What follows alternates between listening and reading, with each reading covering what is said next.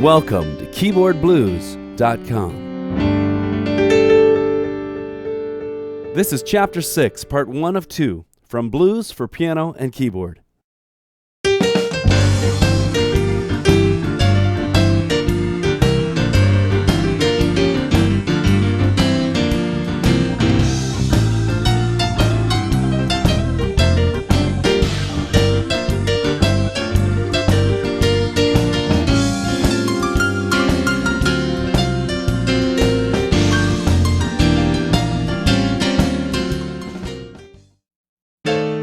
Welcome back.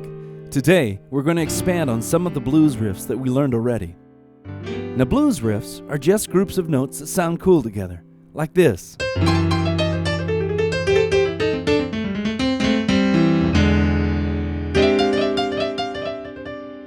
Let's get started. So far, we've learned a blues riff that sounds like this. Remember that? If you don't, you can review any of the previous chapters at KeyboardBlues.com. We're going to move on now. We're going to learn a new blues riff and call it Blues Riff Number 2. Here it is again lower. Now here's where it really begins to sound fantastic, when you alternate riff number 1 with riff number 2. Can you hear that?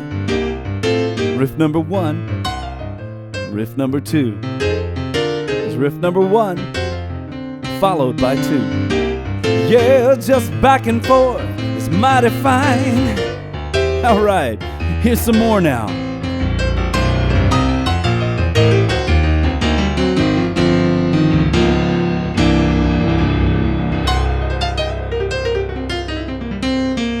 Okay, let's get started.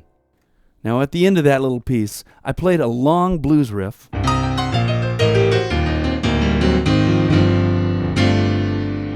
It sounds like it's probably pretty tough to play, but guess what? It's not. It's actually very simple. We're going to learn something in this chapter, Chapter 6, that's a component of that big, long, bluesy riff. And then in Chapter 8, we're going to put it all together, and you're going to be able to play exactly what I did. So get ready. There's lots of stuff to dig into here. To begin with, let's learn how to play this new blues riff, riff number 2. Now, do you remember the very first right-hand riff that I taught you? Now sometimes I played this riff up high on the keyboard and sometimes down low, just depending on whatever chord I happen to be playing at that particular moment. For instance, when I played this riff over the C chord, I played it right here, and then I'd play it higher for F, and I'd play it a little higher yet for G, just depending on whatever chord happened to be playing at that particular moment. Now this new riff, Blues Riff Number 2, is what's called a static riff. That means it never moves. You always play it in the same spot on the keyboard. Now I know you're wondering, how can that possibly be interesting? Playing the same thing in the same spot. Here's the secret. This new riff, it's only played by the right hand. So it keeps hammering the same thing in exactly the same spot. But the left hand keeps moving to the different chords in the blues. And because this static riff works with all those chords, you've got a new flavor every time you've got a new chord. It's incredible. Now, the reason this sounds so cool and the reason it works over all the chords in the blues is because this static riff is based on the blues scale. Now, that's a super, super important point. I'll talk to you about it more in upcoming chapters. But for now, listen to a sample of the right hand playing this static riff in exactly the same spot on the keyboard, while the left hand moves through the different chords in the blues. Here it is.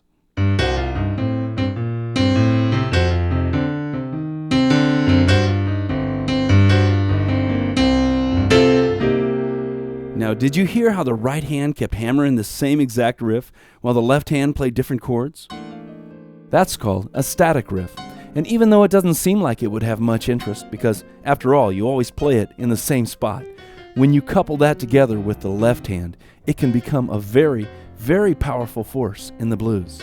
Now, one clarification. I did say that you play the static riff in exactly the same spot on the keyboard, no matter what chord the left hand was playing. Well, there's one exception.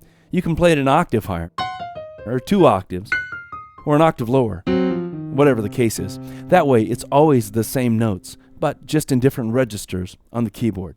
Now, if it sounds like I'm getting a bit technical at this point, you know what? I am. It's time to dig in. There's some great concepts here, but it does take some technical musical knowledge. Now, if you play the piano and you're really comfortable with all these musical terms, hey, let's move on. But if this is starting to sound like a foreign language, you really need to go through our course titled Pattern, Piano, and Keyboard.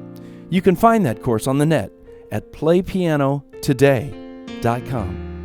Pattern, Piano, and Keyboard starts with the very beginning foundations of music. It assumes that you've never played before, but then it quickly moves through college-level techniques.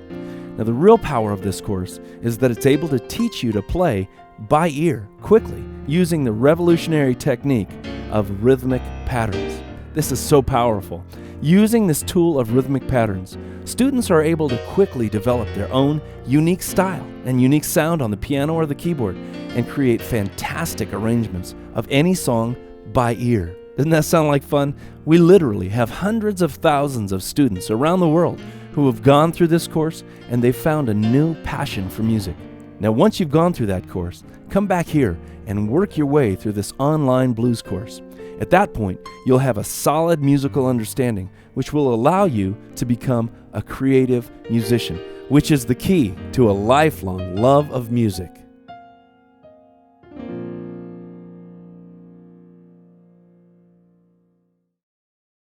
Now we're going to work on the individual notes of this right-hand blues riff, the static riff, blues riff number 2, frame by frame.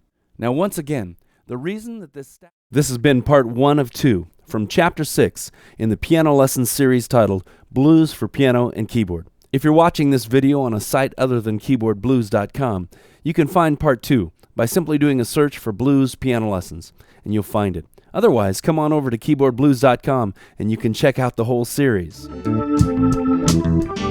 Before you leave this site though, would you do us a favor? If these lessons are valuable to you and you'd like to see more, would you just take a minute and leave a comment on the site that you're on right now? Or you can simply rate the video. Either way, it really helps us and enables us to post lessons just like this one, free of charge. Thanks!